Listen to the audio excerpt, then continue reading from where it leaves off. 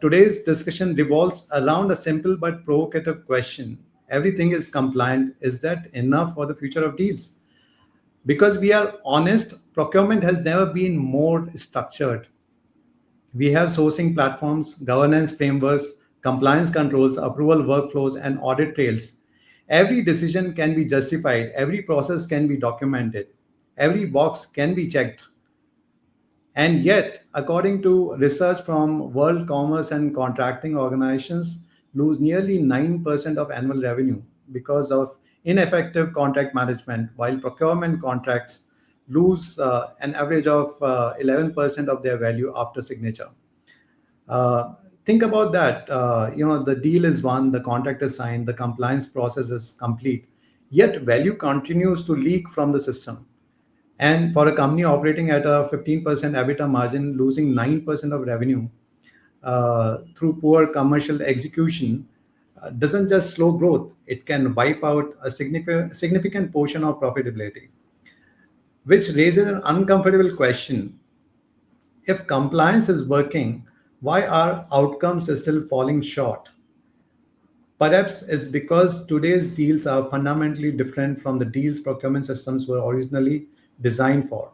Modern enterprise decisions involve technology risk, cybersecurity risk, supply chain volatility, AI investments, implementation complexity, and increasingly business outcomes rather than product purchases. So the decision is no longer simply about buying something, it's about betting on an outcome. And that's exactly what will explore today. So why does the L1 model continue to dominate sourcing, and where is it quietly failing? We are also going to look at what does intelligent deal making actually look like in practice. How can sellers compete on value when evaluation frameworks are still built around cost? And how can procurement leaders move beyond price-led decisions without losing control? Apart from that, we are also going to look at what structural, cultural, and mindset shifts are required if deals are to be decided by who thinks is smartest, not simply who bids lowest.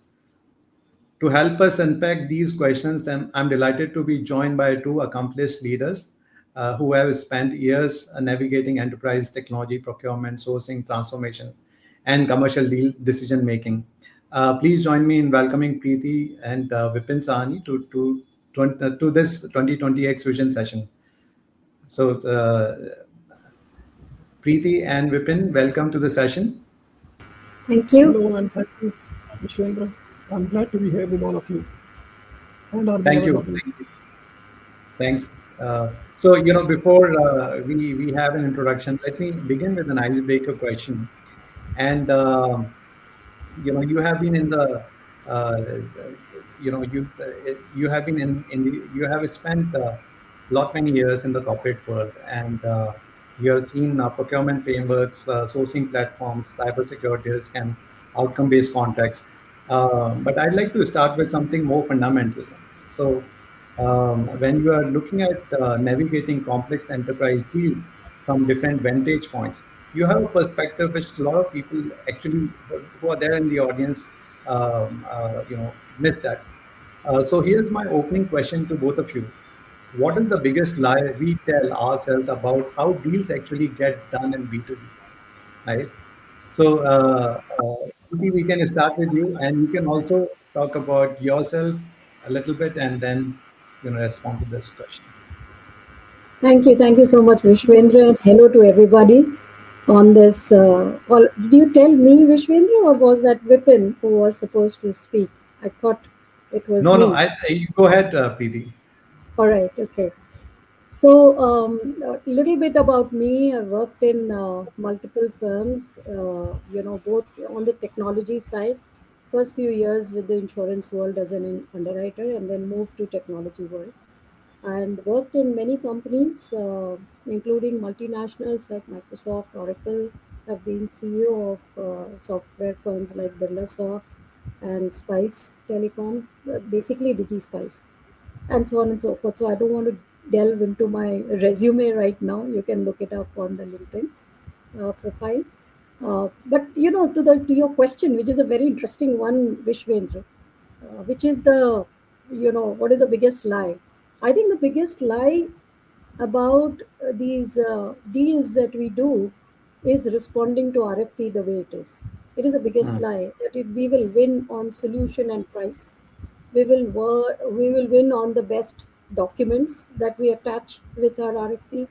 We will win on our accomplishments so far. No, there is a huge system. Is assume it's like a big television in front of you and you see the RFP on the television. But behind the television is a real human ecosystem that needs to be addressed. And if one does not think of it, does not think of innovation to come into the combination, we don't address anything. It's finally a big paper tiger. So to me, that's the Yes. biggest lie. You never win deals with the left brain. You win it with the right brain. Yeah, Thank you. absolutely. Yeah, that's a fascinating observation, and this is actually there are a lot of people who miss out, especially if they do not have, uh, if they have not worked on these kind of deals a day in day out. So the deal. In fact, there was one gentleman who commented on the LinkedIn post yesterday.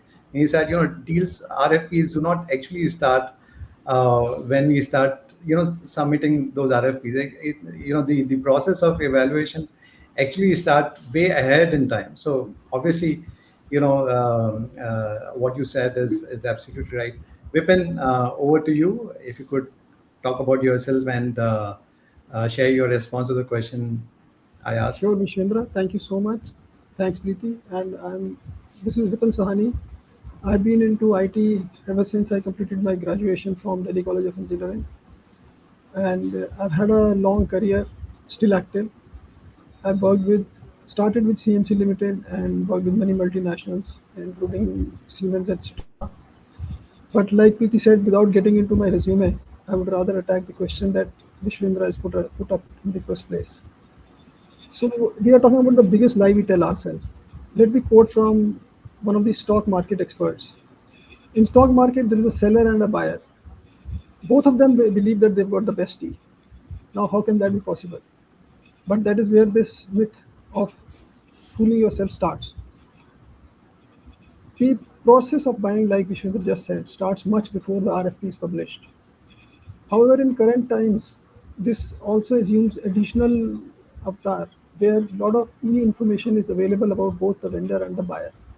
And you need to dig up the various platforms on the net, which will tell you more than what the eye can see as far as either of the party is concerned. So, information about your vendor, information about your buyer, these are two additional things that one needs to collect before you get into the deal. And this can be very vast, pool of information that you get, and then the process of filtering needs to be done, so that this lie that we are telling ourselves that both of us have got a great deal has to be rested. Over to Vishen. Thank you, Vipin, and thank you for sharing your profile too. So, what is interesting that both of you are pointing to the same underlying tension. Though the process has been designed to create objectivity, but what is what is what has been missing is the ecosystem that actually power the entire RFP process, apart from the key objective, which is the business outcome that are ultimately created by people. And now here is that tension more visible than in our first topic. So I'm going to move quickly to our next topic, which is why does L1 still dominate enterprise sourcing and where is it quietly failing? So in fact, when I was looking at some of the industry stats, I found that while L1 was designed to remove bias, increase transparency, and protect organizations from poor procurement decisions, but the outcomes tell a more complicated story. So there's a study done by KPMG recently. They studied almost around 1,800 large infrastructure projects in India, and they found that almost half were delayed, with average slippages of more than 3 years and cost overruns exceeding 4 lakh crore rupees. At the same time, during the recent AI infrastructure build out, NESCOM highlighted instances where DDR5 memory and SSD prices surged by as much as 300 to 400%, making fixed price contracts extremely difficult to execute by the suppliers who are providing these DDR5 and SSD. Moreover, there are of course alternative mechanisms like quality come cost-based selection or economically most advantageous tender exist within guidelines, but institutional inertia and the fear of audit accountability keep the flawed L1 methodology firmly entrenched. So though the process remain compliant, the economics are changing, the delivery realities are changing. Vipin, this question is to you. So, inside procurement systems themselves, how does this design bias reinforce bad habits? And where do the biggest blind spots emerge after a contract award?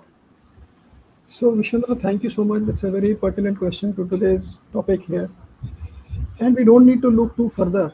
Last since 28th of February, we all know what has happened to the world. And just look at the oil contracts. Do you think fixed annual pricing or the insurance cover that they have taken will make sure of the delivery?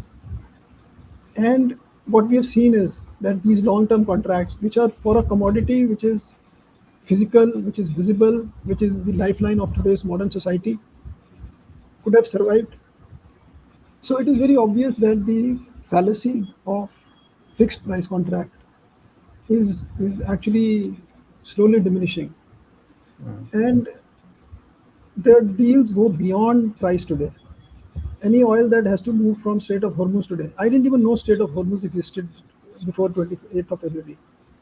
Now what you need to see is that the long-term contracts or the insurance cover or the time of delivery or the viability of the supplier, all of these are under a shroud of question mark as to what are all that we need to take care of as a buyer.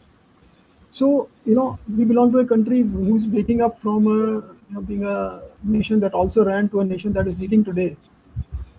You've seen that we've built oil reserves. We have seen oil reserves in caverns, in natural caverns, and all this is pointing to just one thing: that fixed price contracts are not going to suffice. We need to look at the supply chain. We need to look at the transport logistics. We also need to look at insurance. We also need to look at the routes that these take. So, having said that, Vishwendra, what I would feel is that these price contracts are now a thing of the past. One needs to factor in the other logistics, existential issues that will happen. If the loading port at Iran is destroyed, now that doesn't mean that Iran ceases as a country. However, the ability to deliver is not limited. So, understanding the demographics, understanding the logistics behind all of this, one needs to go beyond the price sensitivity and look at how value can be added to a delivery or to a product which is continuously required. This was one example. Now, this has a cascading effect. If you can't get fuel, you can't run your factories. If you can't run your factories, the smaller guys will have a difficult time adjusting. And there is a dominoes effect wherein the entire world's economy was being threatened because of just one act that happened.